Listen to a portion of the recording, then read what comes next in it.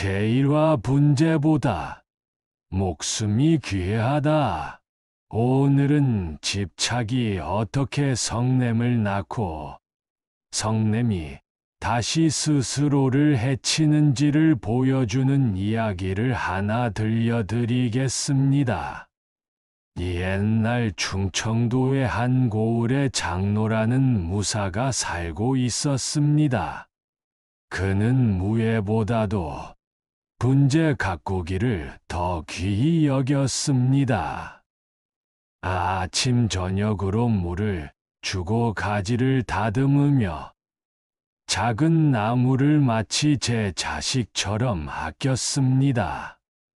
그러나 부처님께서 말씀하신 바와 같이 사랑이 지나치면 곧 집착이 되고 집착은 괴로움의 보리가 됩니다. 장노의 마음은 이미 그 소나무에 묶여 있었습니다. 이웃에는 덕길이라는 무사가 있었는데 그는 남에게 싫은 말 한마디 못하고 늘 미안하다는 인사를 달고 살았습니다. 그러던 어느 날 덕기의 집 하인이 지붕을 고치다가 발을 헛디뎌 굴러 떨어졌습니다. 불행히도 그가 떨어진 곳은 장노가 목숨처럼 아끼던 분재 위였습니다. 아름답던 분재는 순식간에 부서지고 말았습니다. 장노는 눈이 뒤집혀 칼을 뽑았습니다. 이놈, 내 분재를 망쳤으니 목으로 갚아. 하인은 땅에 엎드려 살려달라 빌었고 덕기 또한 무릎 꿇어 사죄했습니다. 하지만 장노는 단호했습니다. 그때 고을 수령이 달려와 말렸습니다. 사람의 목숨이 나무보다 귀하지 않느냐? 이 법만은 용서하고 내가 새 분재를 구해 주겠다. 그러나 장노는 고집을 꺾지 않았습니다. 남이 준 것으로는 내 마음이 풀리지 않는다. 그 자의 목숨을 끊어야 한다. 그렇지 않으면 나 또한 자결하겠다. 이때 절집 심부름을 마치고 돌아오던 어린 동자승 혜진이 이 광경을 보게 되었습니다. 수령은 혹시나 하는 마음으로 물었습니다. 혜진아, 너라면 어찌하겠느냐? 혜진은 미소를 지으며 장노에게 다가가 말했습니다. 정말로 그 하인을 죽이고 싶으십니까? 장노가 고개를 끄덕이자 혜진은 태연히 대답했습니다. 그러면 어르신께서 지붕에 올라 똑같이 굴러 떨어져 그 하인을 짓눌러 죽이십시오. 그 말을 듣는 순간 장노는 얼굴이 사색이 되었습니다. 그럼 내가 죽지 않겠느냐? 혜진은 조용히 말했습니다. 그 하인도 죽지 않았습니다. 분재만 부서졌을 뿐이지요. 목숨을 내걸 만큼의 시체가 아닌데 어찌 그것 때문에 살생을 논하십니까? 사람들은 웃음을 터뜨렸고 장노는 부끄러움을 느끼며 칼을 거두었습니다. 내가 어리석었구나. 나무에 붙잡혀 사람을 잃을 뻔했도다. 그 뒤로 그는 분재를 돌보되 집착하지 않으려 애썼습니다. 해지는 마지막으로 이렇게 덧붙였습니다. 우리가 집착하는 것은 모두 인연 따라 생겨나고 사라지는 것들입니다. 집착을 내려놓으면 성냄도 사라지고 성냄이 사라지면 지혜가 드러납니다. 분노는 남을 태우기 전에 먼저 자신을 태웁니다. 이 사실을 아는 이가 곧 평온을 얻습니다. 이 이야기는 훗날까지 고을 사람들에게 전해졌습니다. 무사의 칼보다 어린 승의 지혜가 더 날카롭다는 말과 함께 제의와 불타지 않은 소에 옛날 경상도의 한 성에서 큰 잔치가 열리게 되었습니다. 지방의 관리들과 손님들이 모여 화려한 자리를 준비하던 날, 아인이 부주의하게 등잔불을 엎질러 주변에 불이 옮겨 붙었습니다. 불길은 금세 번지려 하고 사람들은 우왕좌왕하며 허둥댔습니다. 누구도 나서 끌 엄두를 내지 못했습니다. 그 자리에 있던 젊은 스님 해지는 태연히 앞으로 나섰습니다. 그는 주변을 둘러보더니 곧장 자신의 소매를 불 위에 덮었습니다. 신기하게도 불은 순식간에 꺼졌습니다. 사람들은 놀라 눈을 크게 떴습니다. 그런데 더 이상한 일은 해진의 겉옷 소매가 조금도 타지 않았다는 것이었습니다. 모두가 경탄하며 그 비밀을 물었습니다. 해진은 미소를 지으며 겉옷을 벗어 보였습니다. 속옷 소매가 시커멓게 타서 구멍이 나 있었습니다. 겉은 온전하되 속이 희생된 것이지요. 사람들은 감탄하며 말했습니다. 겉옷은 깨끗한데 속옷은 다 탔구나. 해지는 담담히 말했습니다. 불씨를 끄려면 무엇인가를 희생해야 합니다. 보이는 것만 지키려 한다면 불은 꺼지지 않고 번져갑니다. 겉은 온전해 보여도 속이 타는 것을 감수했기에 모두가 안전할 수 있었습니다. 사람들은 고개를 끄덕였습니다. 그때 해지는 자리에 모인 이들에게 법문을 들려주었습니다. 우리의 산도 이와 다르지 않습니다. 많은 이가 체면과 겉모습만 지키려 애쓰지만 번뇌의 불은 속에서 자라납니다. 속을 닦지 않고 겉을 꾸미기만 하면 불은 꺼지지 않습니다. 수행이란 남에게 보여지는 모습이 아니라 속 깊은 곳에서 집착과 탐욕을 끄는 일입니다. 겉은 온화하되 속은 끊임없이 정진해야 하는 것이지요. 사람들은 조용히 그의 말을 새겼습니다. 불길을 끈 것은 작은 소매였지만 그 자리에 있던 이들의 마음에 번뇌를 끄는 불씨가 내려앉은 것입니다. 부처님께서는 방편방변을 말씀하셨습니다. 사람마다 성품과 근기가 다르기에 그에 맞는 길로 인도하는 것이 방편입니다.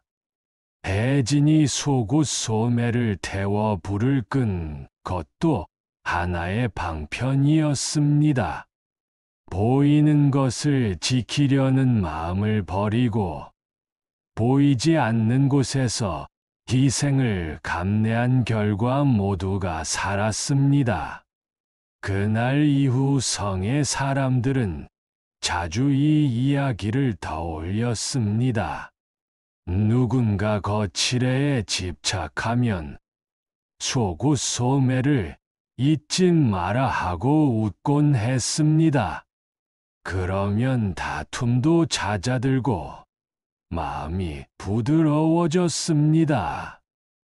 이야기의 교훈은 분명합니다. 사람의 눈에 보이는 것은 언제나 겉뿐입니다. 그러나 불은 속에서 시작됩니다. 마음의 불씨를 다스리지 못하면 겉이 아무리 단정해도 소용이 없습니다. 반대로 속을 닦으면 겉은 저절로 청정해집니다. 오늘 우리 또한 스스로를 돌아보아야 합니다. 나는 겉모습만 지키려 애쓰고 있는가? 아니면 속을 닦아내고 있는가? 겉은 세상의 평가를 받지만 속은 오직 나 자신만이 알 수 있습니다. 속이 맑아지면 겉은 저절로 평화롭습니다. 그 길이 바로 부처님께서 말씀하신 수행의 길입니다. 제3화 법의 문자와 자비의 뜻. 옛날 절집 가까이에 욕심이 많은 상인이 살고 있었습니다. 나라에서 특정령이 내려와 백성들의 빚을 탕감해 주자 사람들은 기뻐하며 서로 위로하였습니다. 하지만 그 상인은 남의 물건마저 빌미로 삼아 자신의 것이라 우기며 더욱 집착을 드러냈습니다. 그는 손님에게 빌린 값진 비단칼을 돌려주지 않고 뻔뻔스럽게 말했습니다. 법으로 보아. 이제는 내 것이다. 손님은 억울했으나 법조문의 글자만 붙잡는 상인의 궤변에 막혀 말문을 닫을 수밖에 없었습니다. 이 이야기가 절에 전해져 저는 사람들의 요청으로 나서게 되었습니다. 저는 마을 사람들 앞에서 상인을 불러 세우고 두 손을 모은 뒤 말씀드렸습니다. 여러분, 법은 문자에만 갇히면 죽은 것입니다. 글자에 집착하면 자비는 사라지고 정의라 부르던 것이 부정의를 낳게 됩니다. 그리고 상인을 향해 물었습니다. 그대는 법조문의 글자를 빌미로 남의 것을 돌려주지 않으려 하십니까? 상인은 당당하게 고개를 끄덕이며 대답했습니다. 예, 법에 따라 옳습니다. 저는 잠시 숨을 고르고 다시 이르렀습니다. 그대의 말이 글자상으로는 옳습니다. 그러나 생각해 보십시오. 그대가 빌려 머물던 방은 어떻습니까? 그 방 역시 빌린 것이었지요. 그렇다면 이제 그 방도 그대 것이 되는 것입니까? 사람들은 순간 놀라며 서로의 얼굴을 보았습니다. 상인의 얼굴이 굳어졌습니다. 저는 이어 말씀드렸습니다. 법의 글자만 따진다면 칼은 내 것이 되겠지요. 그러나 법의 본뜻은 중생을 살리고 이롭게 하는 데 있습니다. 만약 법을 문자 그대로만 해석하여 약자를 해친다면 그 법은 이미 법이 아닙니다. 자비를 잃은 법은 차가운 쇠덩이일 뿐입니다. 저는 상인에게 제안했습니다. 그대가 칼을 돌려준다면 그 방을 평생 편히 쓰도록 허락하겠습니다. 집착을 내려놓을 때 마음은 오히려 가벼워집니다. 사람들은 숨을 죽였고 상인은 손에 든 칼을 내려다보다가 마침내 떨리는 손으로 돌려주었습니다. 그 순간 마을 사람들은 환호하며 안도의 숨을 내쉬었습니다. 저는 마무리로 말씀드렸습니다. 문자는 진리를 담는 그릇일 뿐입니다. 그러나 그릇을 붙잡다 보면 내용은 잃어버립니다. 법은 반드시 자비와 함께해야 합니다. 자비 없는 법은 중생을 짓누르고 뜻을 아는 법만이 모두를 살립니다. 여러분, 법의 글자보다 뜻을 보시기를 바랍니다. 그날 이후 사람들은 법은 단지 조문의 글자가 아니라 중생을 보호하고 회복시키려는 자비의 뜻임을 뼈저리게 깨달았습니다. 제사와 허수아비와 어리석은 도둑. 여름철마다 밭에는 수박이 주렁주렁 열렸습니다. 그러나 해마다 밤이 되면 도둑이 들끓어 농부들은 마음을 졸였습니다. 어르신들이 밤을 지켜도 잠시 한눈 팔면 수박은 숲에 없어졌습니다. 사람들은 방도를 찾아보았으나 소용이 없었습니다. 저는 한 가지 방편을 냈습니다. 낮에 허수아비를 세우고 일부러 사람들 앞에서 크게 웃으며 말했습니다. 이 허수아비는 도둑이요. 사람들은 그저 농담으로 여겼습니다. 그러나 그 말은 도둑들의 마음의 씨앗처럼 남아 있었습니다. 밤이 되어 두 도둑이 밭에 몰래 들어왔습니다.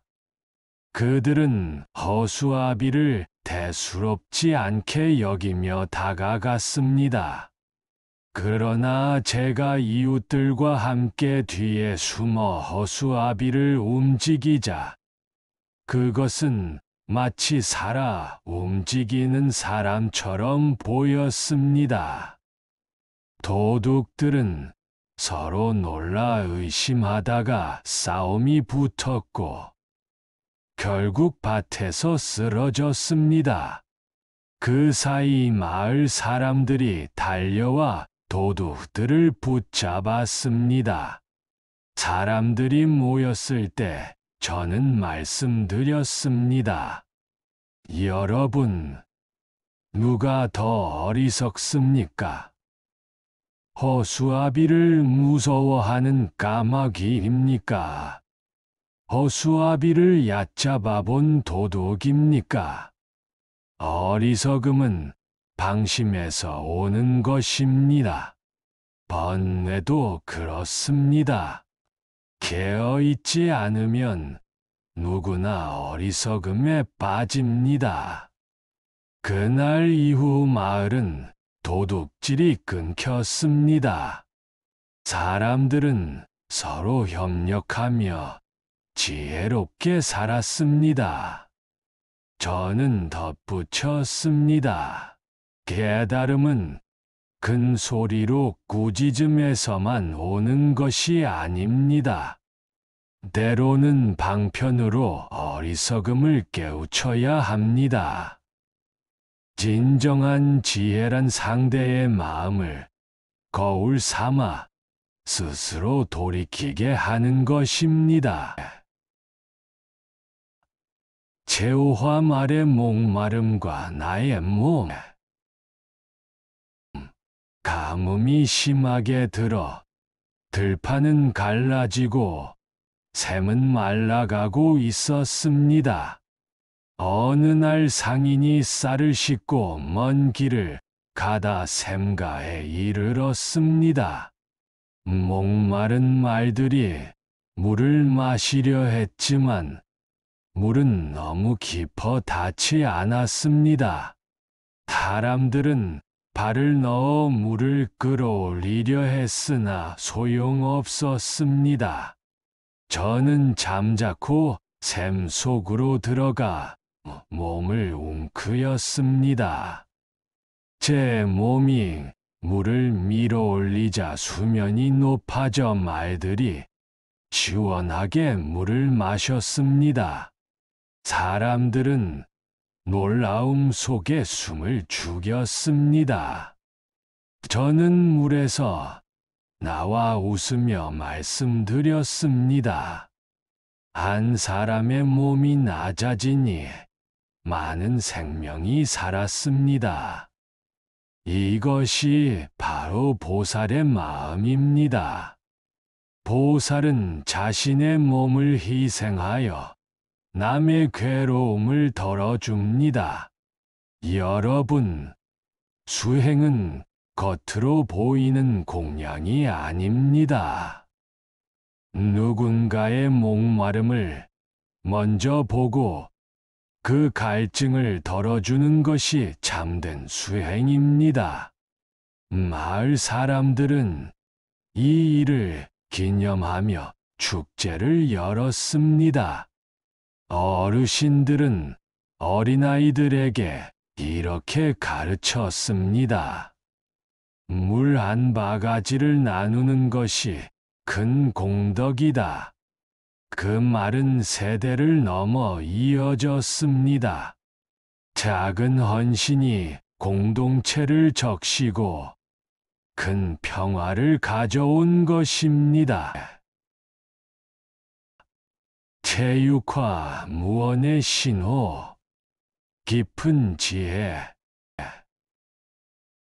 깊은 여름밤. 시골 여관에는 먼 길을 오가던 장사꾼들과 나그네들이 묵고 있었습니다. 등잔불 아래에서 이들은 하루의 피로를 풀며 잠을 청했습니다. 그러나 한밤중 어둠을 가르고 갑작스러운 발걸음이 들려왔습니다. 칼을 든 도둑이 들이닥친 것입니다. 사람들은 기겁하여 침상에 몸을 웅크렸습니다. 도둑은 목소리를 높여 으르렁거렸습니다. 돈을 내놓지 않으면 목숨을 잃을 줄 알아라. 주인은 허둥지둥 돈주머니를 찾느라 온 방을 뒤적였으나 손발이 떨려 제대로 꺼내지 못했습니다. 긴장과 공포가 방 안을 가득 메웠습니다. 그때 저는 조용히 일어나 등잔을 집어들었습니다. 말 한마디 하지 않고 천천히 도둑 앞에 섰습니다. 사람들이 의아해할 틈도 없이 제 그림자가 미닫이문에 크게 드리워졌습니다. 등잔불이 만들어낸 그림자는 거대한 무사의 형상처럼 보였습니다. 밖을 돌던 순찰꾼이 그 그림자를 보고는 칼을 든 괴한이 안에 있다고 오해했습니다.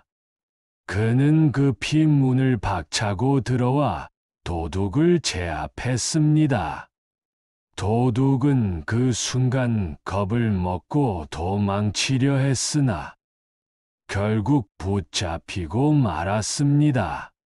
사람들은 안도의 한숨을 쉬며 탄성을 올렸습니다. 스님 덕분입니다. 저는 고개를 저으며 말씀드렸습니다. 여러분, 보셨습니까? 말 한마디 하지 않았어도 도둑은 물러갔습니다. 말은 때로 장애가 되고 말없이 전하는 신호가 오히려 큰 힘을 냅니다. 무언무이한의 가르침이 때때로 100마디 말보다 더 깊은 깨달음을 줍니다. 저는 이어 설명했습니다. 우리는 진리를 설명하여 말로 다투지만 때로는 침묵과 행위가 가장 큰 가르침이 됩니다. 부처님께서 연꽃을 들어 보이셨을 때 가섭 존자가 미소로 화답했던 것처럼 말없는 마음의 교감이 곧 깨달음의 문이 됩니다. 사람들은 고개를 끄덕이며 침묵의 힘을 새겼습니다. 저는 마지막으로 당부드렸습니다. 여러분, 말은 물과 같습니다. 흐르기도 하고 막히기도 하지요. 그러나 때로는 고유한 연못이 만물을 비추듯 침묵 속에서 진리가 드러납니다. 말로만 의지하지 마시고 마음 깊은 곳에 침묵을 들어보십시오. 거기서 지혜의 빛이 솟아납니다. 그날 이후 여관에 묵던 사람들은 서로 쓸데없는 말다툼을 줄이고 침묵의 힘을 존중하게 되었습니다. 그들은 깨달았습니다. 큰 진리는 말 없는 행위 속에서도 드러난다는 사실을. 재치와 작은 말버릇의 힘. 옛날 어느 관가에서는 외지의 첩자가 숨어들었다는 소문이 돌았습니다. 관리들은 의심스러운 사람들을 모아 신문하기 시작했습니다. 그러나 모두 겉모습으로는 평범한 나그네 같았으니 누가 첩자인지 알 길이 없었습니다. 저는 관가의 청으로 함께 자리하게 되었고 사람들을 차례로 불러 간단한 문장을 반복해 보도록 했습니다. 처음에는 모두 능청스럽게 대답했으나 시간이 흐르자 작은 차이가 드러나기 시작했습니다. 억양, 발음, 말끝의 습관이 사람마다 조금씩 달랐습니다. 마침내 한 사람이 사소한 말버릇으로 인해 정체를 드러냈습니다. 그는 무심코 고향의 억양을 사용해 버린 것입니다. 관리들은 그제야 그가 첩자임을 알아차리고 붙잡았습니다. 사람들이 놀라워할 때 저는 말씀드렸습니다. 여러분, 큰 죄도 작은 습관에서 드러납니다. 어미에이라는 것은 갑자기 생기는 것이 아닙니다. 매일의 작은 말과 행동이 쌓여서 큰 결과를 낳습니다. 그래서 수행은 대단한 의식에서만 시작되는 것이 아닙니다. 일상의 언어와 작은 습관을 닦는 데서 시작되는 것입니다. 저는 다시 강조했습니다. 한마디 말이 사람의 품격을 드러내고 작은 말버릇이 그 사람의 불의를 보여줍니다. 누군가는 남을 흉보는 말에 익숙하고 누군가는 탐욕스러운 말에 길들여집니다. 그러나 선한 말과 자비로운 말버릇을 지닌 이는 스스로 복을 쌓는 것입니다. 사람들은 깊은 생각에 잠겼습니다. 저는 그들에게 불경의 한 구절을 들려주었습니다. 입에서 나오는 말은 화살과 같아. 한번 나가면 다시 담을 수 없느니라. 그러니 입을 살피는 것이 곧 마음을 살피는 길입니다. 그날 이후 마을 사람들은 서로의 말버릇을 놀리거나 무심히 넘기지 않았습니다. 대신 서로의 거울이 되어 작은 언어 습관을 고쳐 주었습니다. 부부는 서로에게 고운 말을 건넸고, 이웃은 서로의 언행을 살폈습니다. 사람들은 알게 되었습니다. 작은 말버릇 하나가 곧 업을 쌓고, 그 업이 결국 인생을 만든다. 는 사실을 저는 마무리로 이르렀습니다. 여러분, 큰 산도 작은 흙더미가 모여 이루어지고, 큰 강도 작은 물줄기가 모여 이루어집니다. 마찬가지로 큰 깨달음은 작은 습관에서 비롯됩니다. 그러니 작은 말을 살피고 작은 습관을 다스리십시오. 그것이 곧 큰 수행의 첫걸음입니다. 제8화 근원에서 바라보는 자비. 이웃 고을에 흉년이 들어 새와 쥐들이 몰려왔습니다. 사람들은 잡아 없애자고 했습니다. 저는 말했습니다. 증상만 없애려 하면 근본은 무너집니다. 근원을 보아야 합니다. 사정을 살펴보니 그 고을은 굶주려 있었습니다. 저는 제안했습니다. 우리가 종자를 보내 돕는다면 그들이 다시 씨를 뿌리고 살아날 것입니다. 사람들은 처음엔 망설였지만 끝내 동의했습니다. 다음 해 풍년이 돌아왔고 새와 쥐도 본래 자리로 돌아갔습니다. 저는 이르렀습니다. 자비란 근원을 치유하는 것입니다. 연기연치의 이치를 알면 모두가 연결되어 있음을 깨닫게 됩니다. 나만의 이익을 앞세우면 해결은 오히려 멀어집니다. 그날 이후 사람들은 이웃을 외면하지 않았습니다. 작은 나눔이 큰 강을 이루고 평화가 마을에 머물렀습니다. 여러분, 지금까지 8가지 이야기를 함께 나누었습니다. 법의 글자와 자비의 뜻에서 우리는 문자보다 본뜻을 살피는 지혜를 배웠고, 허수아비와 도둑의 일화에서 깨어있음의 중요함을 배웠습니다.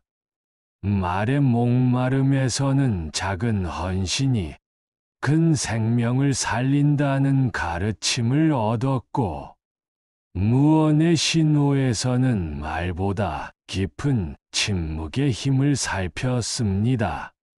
작은 말버릇에서는 일상의 습관이 업을 만든다는 교훈을 얻었으며, 근원에서 자비를 바라본 이야기에서는 겉모습을 넘어 근원을 치유하는 지혜를 배웠습니다. 이 모든 이야기가 전하는 핵심은 다르지 않습니다. 집착을 내려놓고 깨어 있으며 남을 먼저 생각하라. 는 부처님의 가르침입니다. 여러분, 수행이란 멀리 있는 것이 아닙니다. 오늘 내가 건네는 한마디 말 속에 있고, 오늘 내가 내어놓는 작은 손길 속에 있습니다. 내 마음이 낮아지고 부드러워질 때, 그곳에 이미 깨달음의 씨앗이 심어져 있습니다. 부디 오늘 하루도 지혜와 자비를 마음에 품으시어 스스로는 가볍고 남에게는 따뜻한 발걸음으로 살아가시기를 발원합니다. 부처님의 가르침이 언제나 여러분과 함께 하시기를 기원합니다.